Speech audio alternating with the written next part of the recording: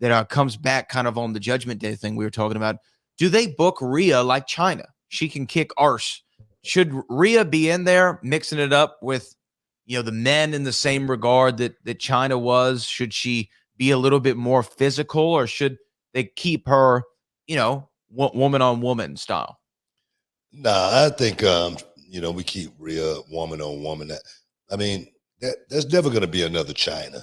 Okay, let's not try to compare anyone to, the ninth wonder of the world, because Chyna was different. She was special.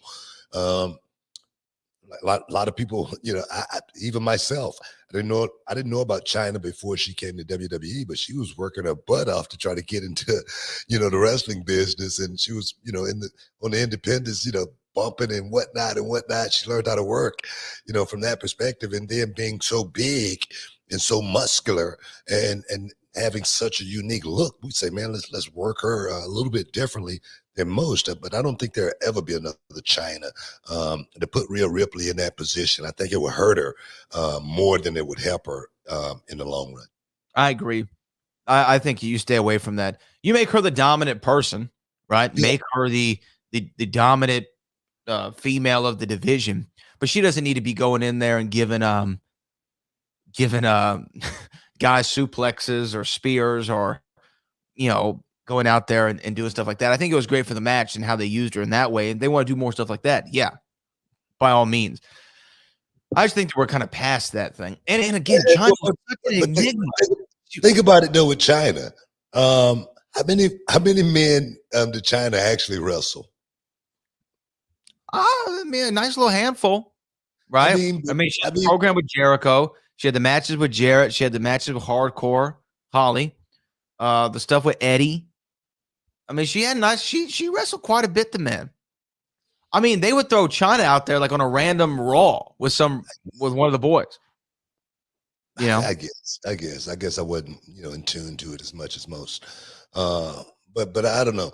Ripley, like I said, I see her being like I said, a dominant female, working on that level. But to put her in there with the men and to try to start trying to write that, I just think you'd be backing everybody into a corner. The guys who got to work her, as well as the girls on the roster that may have to work her later on, perhaps if that experiment doesn't work out. Remember this golfer named Michelle Wee, hit the ball 300 yards.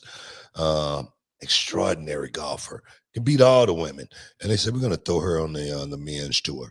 And when they put her on the men's tour, she just looked totally out of place. And I think that's the same thing would happen with Rhea Ripley, just because she hadn't been built that way. Chyna was built that way from day one. Yeah, check this out. I just looked up her on ProFightDB.com. I was looking up Chyna's win-loss record in WWF and all the matches she had. Random Raw, September 4th, 2000. She lost the Intercontinental Championship in a match with Eddie Guerrero and Kurt Angle. I mean, they were throwing her in there with some vicious workers, right? Okay. Yeah. Vicious. I mean, and then if you go through, I mean, the next week, she's wrestling Grandmaster Sexay and Scotty 2 Hotty tagging with Eddie. The next week, her and Rikishi wrestled to a time limit draw, which I didn't even know happened in WWE before. I mean, she was out. She was wrestling the dudes every single week. Wow. Every week. Yeah. Mm-hmm. Well, like I say, Chyna was different. I don't think there'll never be another Chyna either. I mean, there will not, nor should there be. Can you dig it, sucker? What's up, this Booker T, two-time Hall of Famer. I know you're checking out The Shine, checking out The Gloss. I want to thank you guys for checking out Row on YouTube. Hey, don't forget to click and subscribe to check out all the latest content right here each and every week. Now, can you dig that, sucker?